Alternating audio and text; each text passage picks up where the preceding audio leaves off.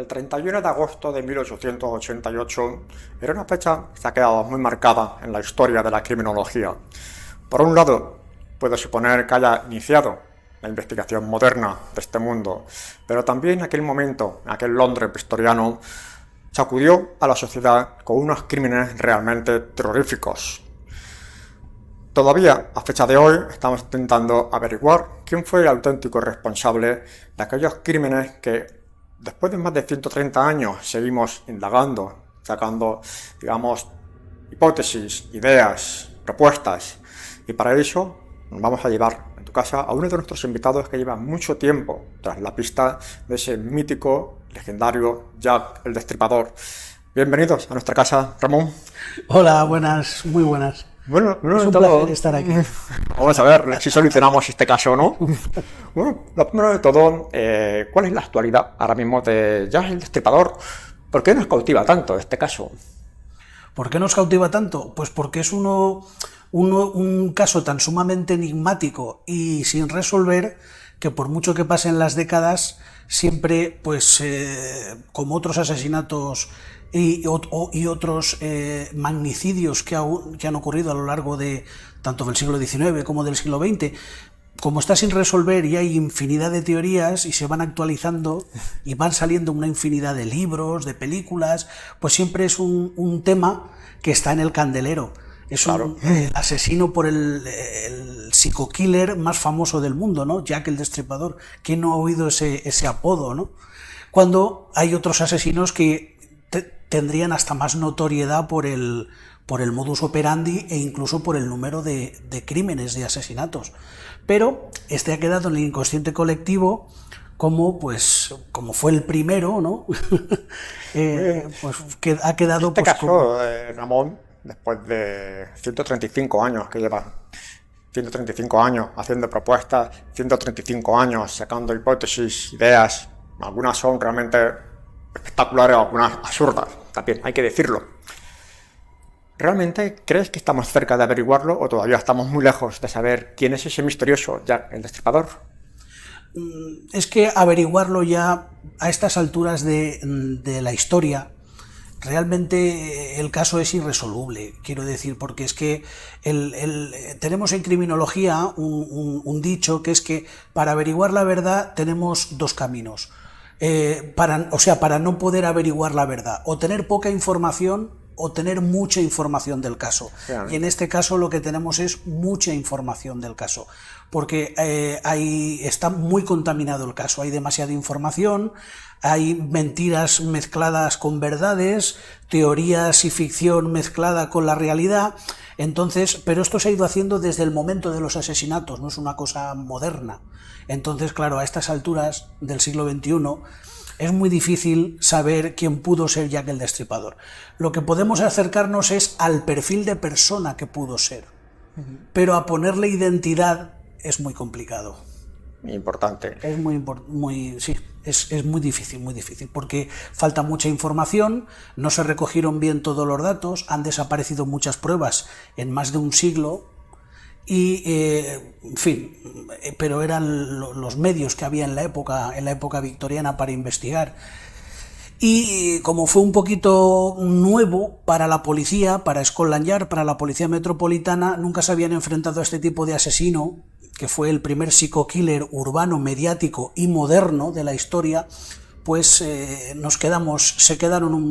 fue un asesino que en ese aspecto consiguió hacer el crimen perfecto, porque claro, consiguió burlar a la policía para que no averiguaran su identidad.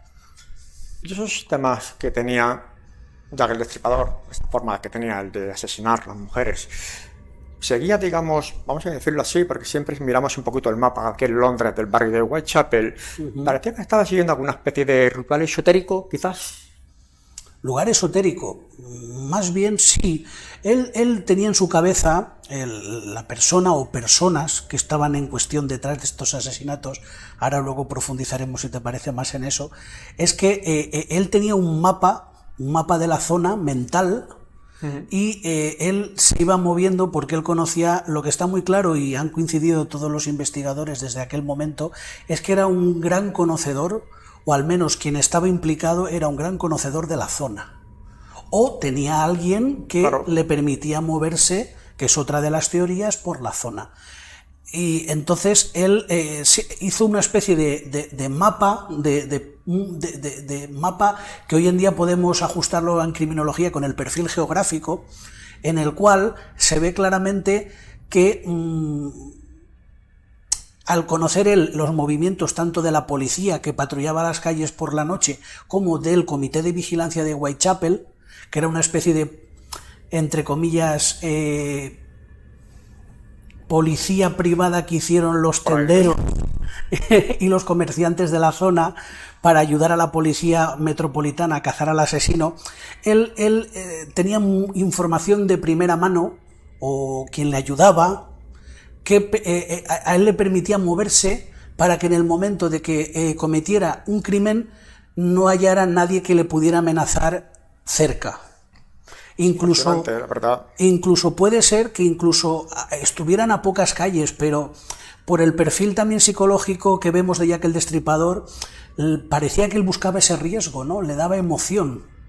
Fíjate una cosa, lo decimos para los espectadores que nos están siguiendo del programa, Ramón, lo sabes muy bien, porque muchas veces Ramón y yo hemos hablado muy a menudo de este caso. A veces hemos pensado que Jack era zurdo por la forma que tenía de cortar el cuello, también quizás también por la forma que ha intervenido el bisturí también a la hora de viscerar. Era zurdo al final ese personaje, supuestamente. Sí, es que eso de zurdo fue una leyenda urbana que fue por ya lo diré, un error que cometió el primer médico que examinó el primer cadáver de la primera víctima canónica, Mary Nichols, que como has comentado fue el 31 de agosto de 1888. Era un médico que trabajaba con la policía, pero no era el médico oficial forense que ayudaba a Scotland Yard y a la policía metropolitana. Pero como vivía muy cerca del lugar donde se encontró el cuerpo de Mary Nichols, en Back Row, Sí. pues él ayudó a la policía para examinar el cadáver. Y él, en su informe, comentó que el asesino seguramente sería zurdo porque él pensaba que el ataque se había hecho desde delante. Entonces, conforme tenía la herida en el cuello la víctima, que es la que le ocasionaba la muerte, si hubiera sido el ataque desde delante, efectivamente estaríamos ante un zurdo. Pero luego se averiguó, con el forense oficial, el doctor Baxter Phillips, que el asesino era diestro, porque se situaba detrás y entonces cortaba el cuello de izquierda a derecha. Y precisamente durante esa evisceración que realizaban las víctimas, hay que informar a nuestros espectadores que cuando se recibieron las cartas, famosas cartas escritas desde el infierno, como se dicen, también se recibió una caja con un riñón. ¿Qué hay de cierto? ¿Es real esa historia? ¿Se recibió un riñón? Es real. Se recibió una caja con medio riñón humano y se la mandó no a la policía metropolitana como las anteriores cartas, se la mandó al presidente del Comité de Vigilancia de Whitechapel, que era el presidente de este grupo de comerciantes que ayudaban a la policía patrullando las calles por la noche para intentar atrapar al asesino. O sea que el Comité de Vigilancia de Whitechapel, el Destripador lo conocía bien, por eso sabía quién era el responsable y le mandó a él, por chulería, por amenaza, le mandó él la cajita como para impactarle, para asustarle, con el medio riñón de Catherine Eddowes, que luego se descubrió que era de la segunda víctima del doble evento, del día 30 de septiembre, con la famosa carta From Hell, que no coincidía en letra con las dos anteriores que se habían recibido con la firma Jack el Destripador. Apasionante toda esta historia. Fíjate, Ramón y yo, para información de todos, hemos estado muchas veces hablando, hemos estado haciendo hipótesis, cosas ingeniosas también, que se me han ocurrido algunas locuras exageradas, hay que decirlo. Pero también me acuerdo yo de una conversación que tuvimos que me habías propuesto la posibilidad de ser un doble asesino. ¿También? Sí. Es posible. Yo cada vez que lo miro más, porque claro, para los que, bueno, yo me considero riperólogo, Claro. entonces quiero decir, yo casi no hay día que no lea algo de Jack el Destripador, igual como hay gente pues que hay días que no lea algo del Quijote o lea algo de cualquier otra novela, ¿no? Entonces yo el tema del Destripador me gusta enfocarlo con muchos casos modernos e intento ver comparar para ver cómo podría haber sido en el caso del Destripador. Y cuando empezamos a ver los tiempos, sobre todo en la noche del doble evento, y conforme vemos la evolución del Destripador, conforme avanza el otoño y van avanzando los crímenes, una persona sola yo veo que es muy complicado. No quiere decir que hubiera dos asesinos cometiendo el crimen, pero sí, aunque uno cometiera el crimen, siempre parece ser que tenía un vigilante o alguien que vigilaba la calle para no ser descubierto.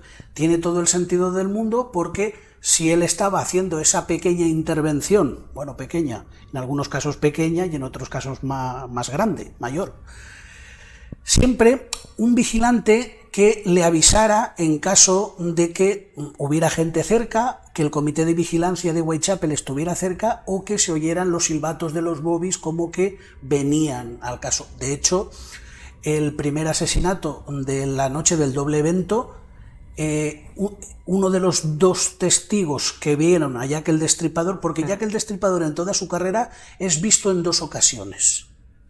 Una es en el asesinato de Martha Tabran y otra es en el asesinato de, que muchos no la consideran canónica, ahora explicaremos por qué sí que la consideramos algunos como víctima del Destripador, y luego en el caso de Elizabeth Stray, porque el vigilante o el compañero le avisó de que en ese momento venía un carro con un caballo con un vecino de la zona, que fue el que descubrió el cadáver de Elizabeth en el patio de Duffield. Sí, sí. Que cuando entró el caballo se echó hacia atrás porque vio que había un cuerpo en medio del patio. Efectivamente. Y una persona que era judía vio a Catherine momentos antes de que se encontrara su cuerpo con una persona que luego coincidiría en la descripción con el sospechoso que comparamos con Jack el Destripador.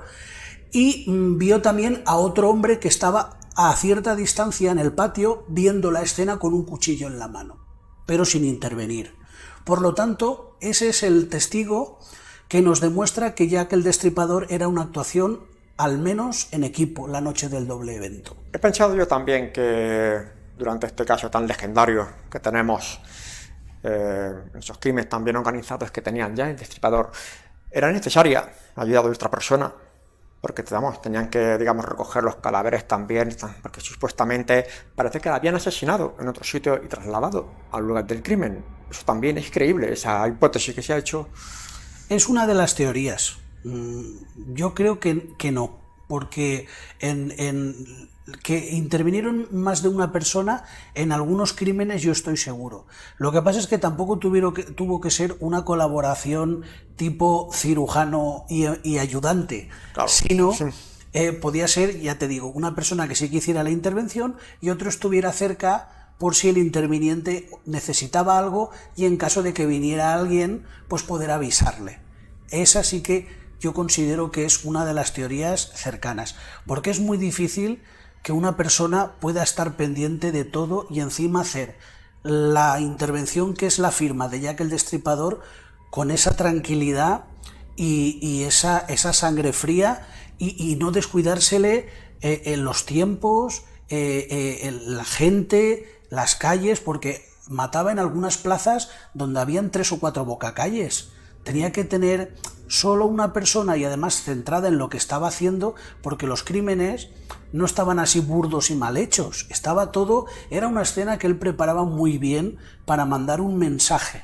Lo que no sabemos es qué tipo de mensaje quería mandar él. El móvil de los crímenes no lo sabemos, pero que tenían algún tipo de significado para él. Incluso algunos crímenes, algunos riperólogos comentan que podían tener hasta marcas masónicas, ¿vale? Que era de la época, en Inglaterra estaba muy en aquel entonces en auge la masonería. Entonces, lo desasosegante del caso es que el móvil de los crímenes no lo sabemos. Pero sí que hay un caso muy interesante que es previo a los canónicos de Jack el Destripador, que a la gente se le olvida, que es el asesinato de Martha Tabran, que ocurrió el 7 de agosto. Y hay algunos riperólogos que dicen que no fue un asesinato del Destripador porque no coincide en el modus operandi, pero hay otros que pensamos que sí que fue del Destripador porque un asesino, un psico-killer como era él, o esos asesinos, no, para salirle todo tan perfecto, para construir él su historia, su reino de terror como construyó, no sale tan perfecto desde el primer hasta el último momento. Y además se vio a lo largo de los crímenes, él necesita un ensayo, luego ver en los periódicos que le ha salido bien, que no le han atrapado, y entonces él se va superando en su cometido, ¿no? Y el asesinato de Martha Tabram es el que peor está hecho desde el punto de vista técnico, y es donde, porque, por ejemplo, por lo que decíamos antes de matar de detrás o desde adelante, el asesinato de Martha Tabram lo cometió una persona que se le situó delante.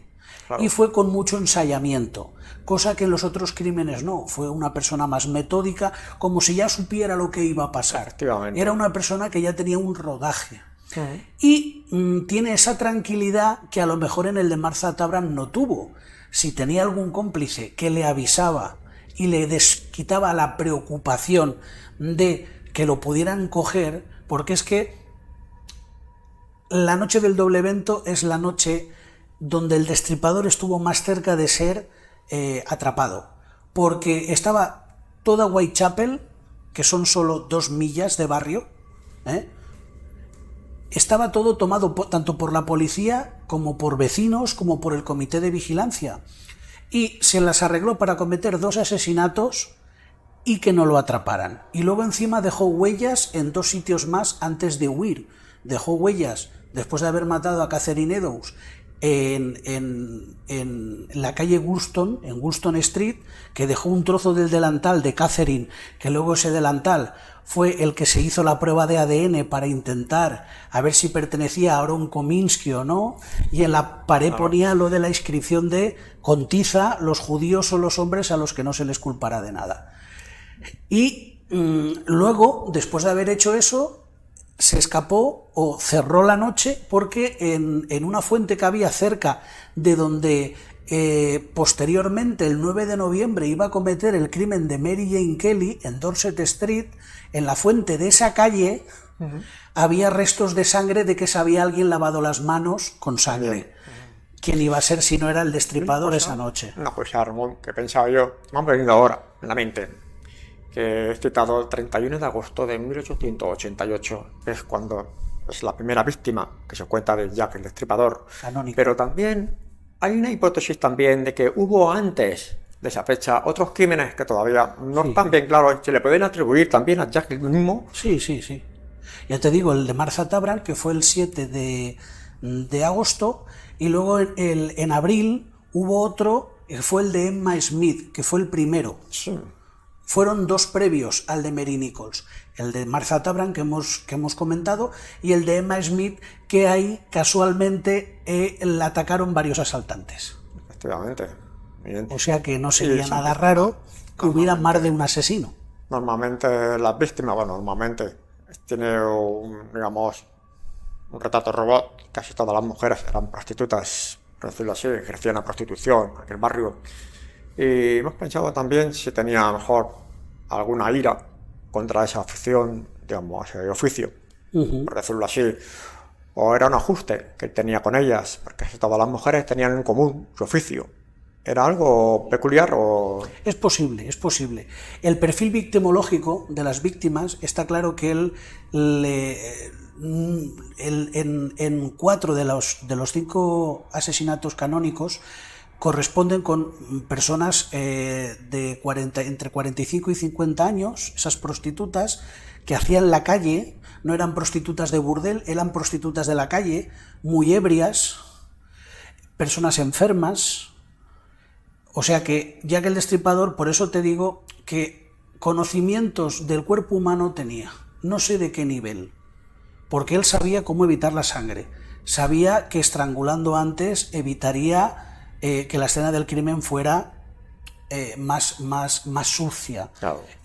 Sabía que las prostitutas con este perfil eran la gacela coja, entonces él no iba por las prostitutas sanas, entre comillas, él iba a por las gacelas cojas, que son las que se aseguraba que podía con ellas. Lo que pasa es que en el último, ya que en la noche del doble evento, en el crimen de Elizabeth Stride, le interrumpen porque, aparte de que el testigo le ve, el que identifica a dos asesinos, también le interrumpe el señor que entra con el carro, el señor Dinchus.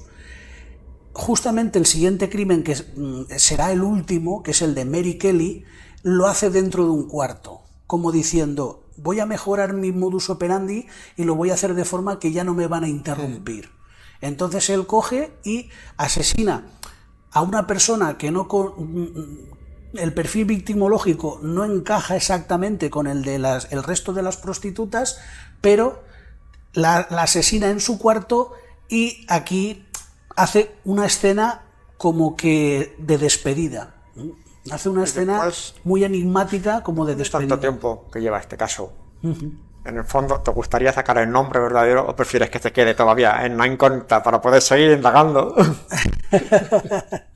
No, siempre se intenta llegar a quién fue. Lo que pasa es que... Me imagino que si se da el nombre, entonces ya ponemos punto final al caso. Punto final, bueno, punto final o no.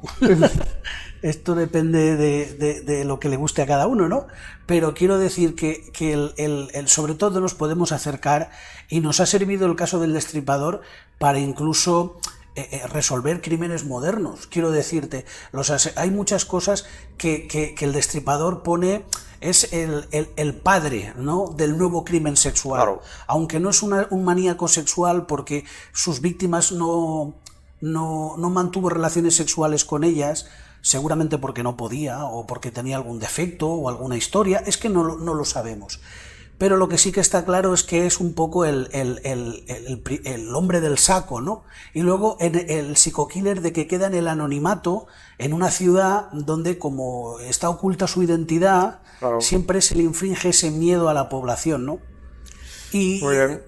Pues, Ramón, el caso de Jack el Destripador siempre da para muchos temas. Algún día tendremos que hacer un especial dedicado a esas famosas cartas de Jack el Destripador. Es un tema realmente más profundo que tenemos que analizar. Hasta la forma de la escritura la vamos a analizar. Así que eso me ha llevado a vuestras casas uno de los crímenes más importantes de la historia de la criminología. Es el mítico y legendario Jack el Destripador. Así que, en Misterio en vuestra casa, os hemos dejado con este testimonio de Ramón Moles y os esperamos en nuestro próximo programa. Gracias, Ramón, por acompañarnos. Así que te esperamos de nuevo. Muchas gracias. Un placer.